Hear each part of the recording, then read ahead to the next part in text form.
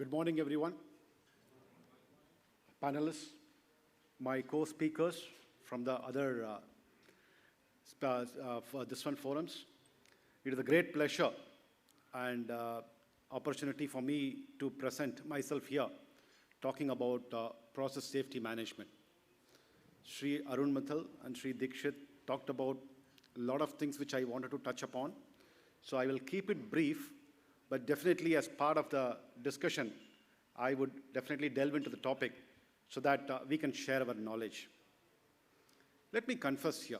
I think Mr. Jitendra talked about my experience in oil and gas and operations.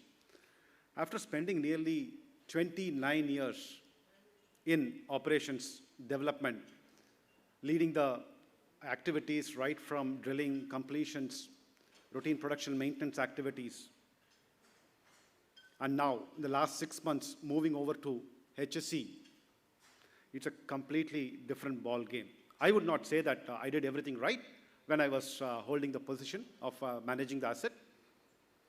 But today, when I wear a different hat, when I reflect back, a lot of things when we do a hazard analysis or the recommendations which we have come in, as an operations person, you tend to put up controls in place. And like Sri Mittal rightly pointed out, whether those controls are effective, no, maybe. But these are the things which we need to watch out for. I mean, today, I, being the head of HSE, I would, when my team asks me, Sai, this has been done before, so why can't we do that? Like what people are telling about copy-paste. I said, yes, you can, but you need to redo it. The circumstances would be different. Contractor would be different. There are various other variables which we don't have control on. So it's just a brief, this one as to, I want to touch upon my journey, and wearing a different hat, I believe that there is a lot of things we need to do. While in the last 10 years, we had 2 fatalities and average of 5 to 6 LTIs a year, we are in the journey of safety excellence, wherein each day or each, I would say, month or a quarter, when we present the statistics to the management, a lot of learnings comes in. And it is my personal responsibility to ensure that how do we change it. With a huge transformation across, economy growing up, the activity levels are going to pick up across, whether it's oil and gas or manufacturing or whatever I call it, which means that my current estimate, based on my understanding, any manufacturing industry would have close to around 65 to 70% of contract staff, or even slightly more. We have more. We have close to around 85. What happens is, when we have a contract staff, we need to ensure that they understand the elements. That's where all your leadership, culture, management of change comes in place. We'll deliberate that during the discussion. So what I have been trying to do is, I'm sure in the coming days, we would have more contract workforce.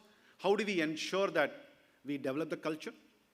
We ensure the leadership team, right from the CEO, does a visual felt leadership. What does that mean?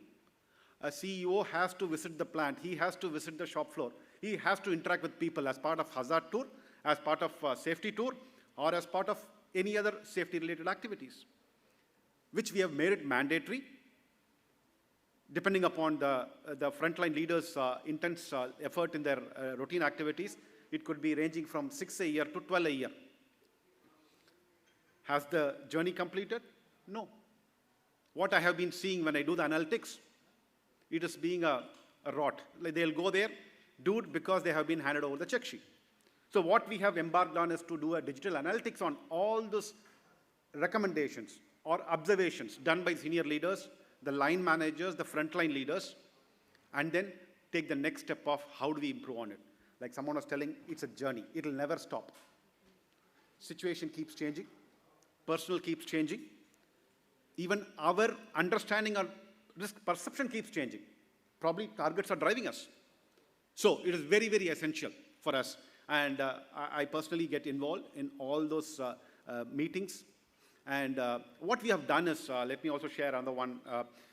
So we believe that line managers are the right personnel to impart HSE safety. Although I had the HSE for Kane, I have only 5 people under me. Total, we have close to around 72 safety professionals. I want them to be embedded in the system. They have to report to their BU heads. BU head cannot dictate volume. If it is done in an unsafe manner, he loses everything. So this is a kind of a leadership, this one we have embarked on. Like it's working, and we have to improve there again. Culture, where we talk about walking past an unsafe condition. How many of us have done it? Many. Even I have done it. Let me be honest. Why? Familiarity. Nothing has happened, and this will not happen this time. So this is one element which we have to focus on and be very, very, I would say, meticulous to change this culture. If we do that, what do we expect from our line managers below? What do we expect from the contract workforce? What do we expect from the subcontractors? Today, even if we award the contract to the main contractor, he brings in loads of subcontractor who doesn't have a kind of a safety culture. So we have to train them. Yes, it comes with a challenge. We train them within 2 months, they go off.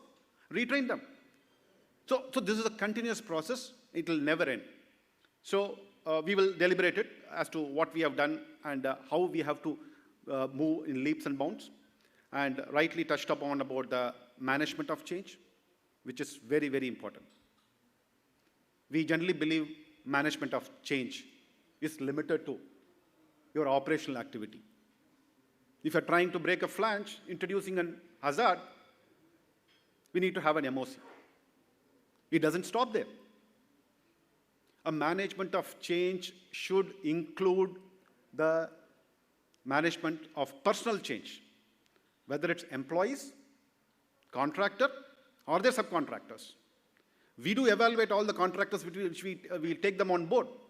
Still, there are a lot of gaps which we have seen, and this is a journey I'm striving hard as part of contractor safety management and MOC. I'm spending a lot of time with the contractor because rather than talking to the people, the contractor down below, what I do is I get their vice presidents or their CEOs to come to the site so that when I visit there, I can explain them. Otherwise, it's just sending a mail, things doesn't work. It will be reactive. How am I ठीक कर देगा साहब, अब चिंता मत करना. Because they are worried about their payment. So when they see, their CEO or this one sees, we do it every month. Pick up one business partner or contractor. So these are the things which we have implemented. Like I said, I don't want to say that we are on top of everything. Even when we have improved on all those things, we still find people finding out how they do it differently so that they can escape. So this is a journey. I will not take much time, except for one more point which I would like to touch upon is the digital journey. We have also engaged a company, a startup called iDetect Technologies. I don't know, some of you guys might have engaged, I'm not sure. Where it does with a drone, it actually does a survey on all the safety, whether it's behavior or a culture or even a process safety. Why I said process safety, how can a drone detect? Because there could be something leaking, some flare going up. People would not notice because that's part of the job. For them, they have to produce oil and gas. So we have done a pilot, and we are in discussion with them to see how do we enable this drone kind of this one. What it tells us, because today I walk into the plant, I would see that people putting their masks, helmets, or this one, despite having them go through all these training programs. When none of the company employees are there, the contractors take their own, the way of doing safety. So this drone will, in an area, it'll detect, it'll tell us how many people are doing these things, which will help us. It's not for me to penalize, because penalize is the last thing one needs to do. That has to be done as a part of reward and penalty. So we need to encourage the good safety culture, give them opportunity, not wait till any accident or LTI, but keep telling them, but end of the day, for a good this one, we have to reward them, which we are doing, and a part of quarterly, we have a discussion with our CEOs presented to the business partners on what they have achieved, what change they have brought in. I will pause here because of the paucity of the time. We will have a discussion when we get into the with other panelists. Thank you.